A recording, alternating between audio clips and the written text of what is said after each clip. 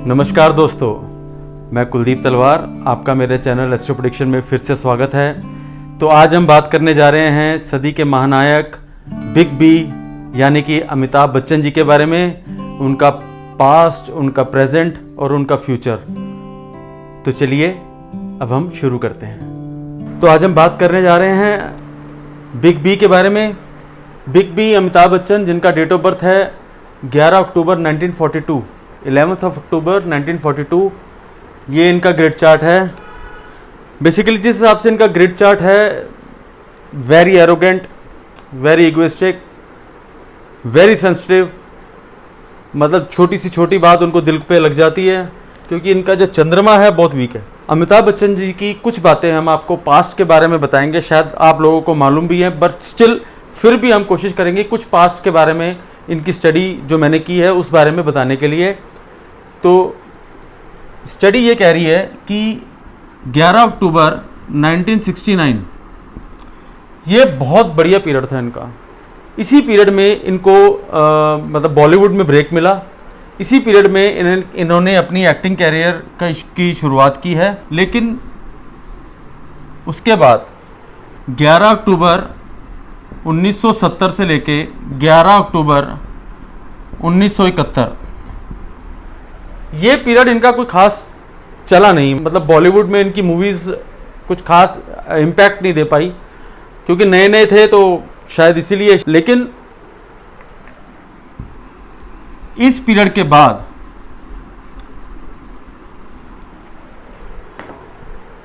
11 अक्टूबर 1972 से लेके 11 अक्टूबर 1977 बहुत बढ़िया पीरियड था इनका। सैटर्न जो था वो बहुत पॉजिटिव था इनके सैटर्न ने इनको फल देना शुरू किया। तो इस पीरियड के बाद से इनकी मूवीज़ हिट होनी शुरू हो गई। 11 अक्टूबर 1977 से लेके 11 अक्टूबर 1981 तक ये पीरियड भी बहुत अच्छा रहा। मतलब ठीक है, जैसे आपको मालूम, सबको मालूम ही है कि मूवीज़ इनकी चलती रही हैं और हिट्स होती रही थी। लेकिन 11 अक्टूबर 1981 से लेके 11 अक्टूबर 1982 ये पीरियड इनका अच्छा नहीं था। अच्छा नहीं कह सकते, जैसे कि इसी दौरान मूवी की शूटिंग चल रही थी कुली की। इनका जो कॉम्बिनेशन था ना इस साल, वो राहु का कॉम्बिनेशन था, राहु प्लस मंगल। मंगल और राहु का जो कॉम्बिनेशन है वो बहुत डेडली होता है। मंगल जो था वो मतलब जैसे कहते हैं कट्स देता है, कट्स इन द सेंस कि कट्स इन स्किन है कुछ भी, और राहु मेजर कट्स, आप समझ सकते हैं। तो वही हुआ कि 26 जुलाई 1982 को इनको पेट पे पंच लगा पुनीत इस्सर के द्वारा, जो शूटिंग हो रही थी कुली की। तो उस टाइम ये हॉस्पिटलाइज हो गए और ये बहुत सीरियस कंडीशन में पहुंच गए थे। वो कंडीशन, वो यही कंडीशन है, राहु और मंगल की कंडीशन थी। तो इसी कॉम्बिनेशन के बारे में हम बाद में भी डिस्कस करेंगे। जब ये हॉस्पिटलाइज हुए तो लोगों ने बहुत दुआएं मांगी, सब मतलब आप सब कह सकते हैं कि हिंदुस्तान का कोई ऐसा आदमी नहीं होगा कि जिसने अमिताभ बच्चन के लिए दुआ ना मांगी हो कि वो बच जाएं। तो दुआ उनकी कबूल हुई, तो उन्होंने सरवाइव किया। अब आगे चलते हैं। 11 अक्टूबर 1995 से लेके 11 अक्टूबर 1996 ये भी बहुत पीरियड ख़राब था इनका। मतलब कंप्लीट फाइनेंशियल लॉस का पीरियड था, क्योंकि इसी दौरान इन्होंने अपनी एक कंपनी स्टार्ट की ABCL। तो उसमें भी इनको बहुत ज़्यादा नुकसान हुआ, ये पूरे डेट्स में आ गए। इन्होंने एक ब्यूटी पेजेंट था, आप को याद होगा, मिस वर्ल्ड, अभी भी आता है, मिस वर्ल्ड ऑर्गेनाइज किया था। तो इसी दौरान जब ये मिस वर्ल्ड ऑर्गेनाइज किया तो ये बहुत ज़्यादा कर्जे में आ गए। तो उससे रिवाइव करना इनके लिए बहुत मुश्किल हो गया, बहुत मुश्किल हो गया। ये इस पीरियड के बाद से ये लोगों के पास, ये इस सदी का महानायक लोगों के पास काम मांगने जाता रहा। पीरियड खराब था तो क्या कर सकते थे। 11 अक्टूबर 1999 से लेके 11 अक्टूबर 2000 ये पीरियड कुछ ठीक था।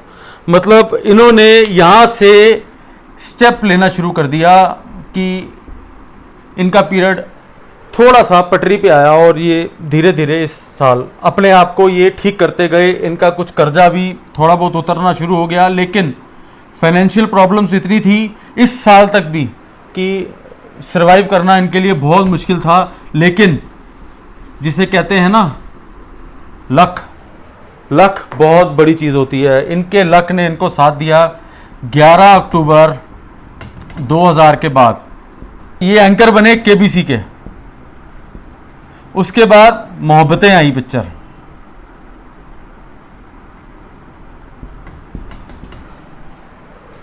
यहां से इनकी जैसे कहते हैं आप गाड़ी पटरी पे आ गई और ये दोबारा से हिट हो गए।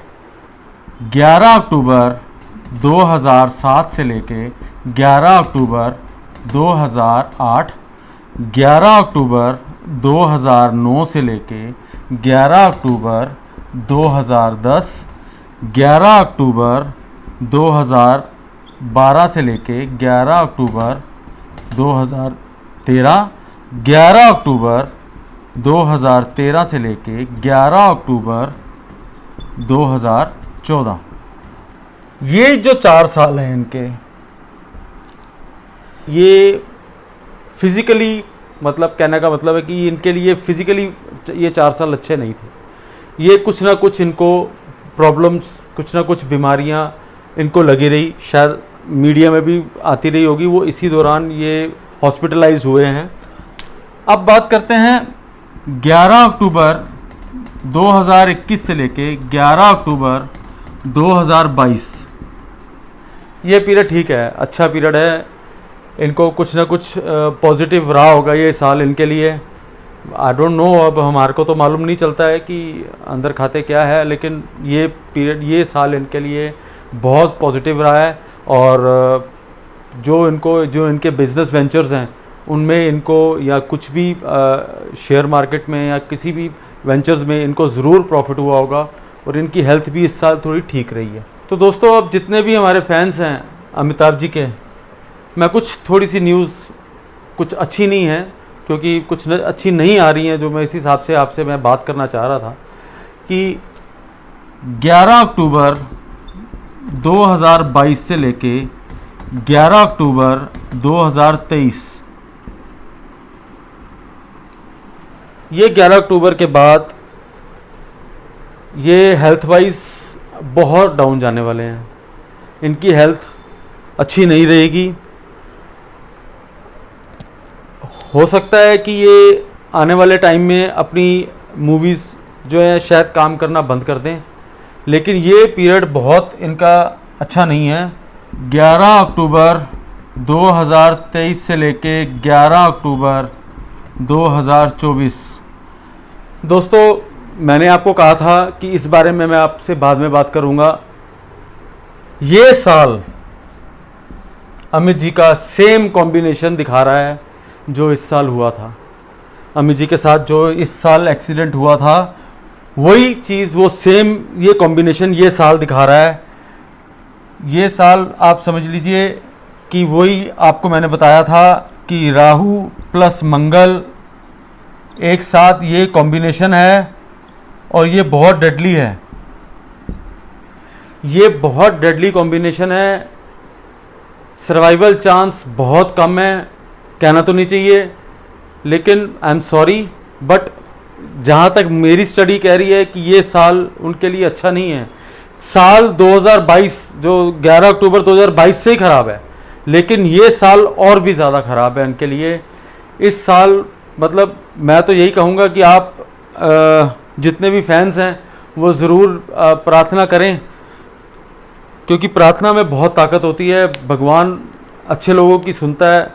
इस साल के बाद अमित जी अपना बॉलीवुड का कैरियर बिल्कुल छोड़ देंगे, कोई काम नहीं करेंगे, क्योंकि उनकी हेल्थ अलाउ ही नहीं करेगी उनको कि इतना काम वो कर सकें। इस साल के बाद 11 अक्टूबर 2024 से लेके 11 अक्टूबर 2025 ये इनका ठीक है साल, लेकिन वही साल एक साल फिर ख़राब आ रहा है इनका।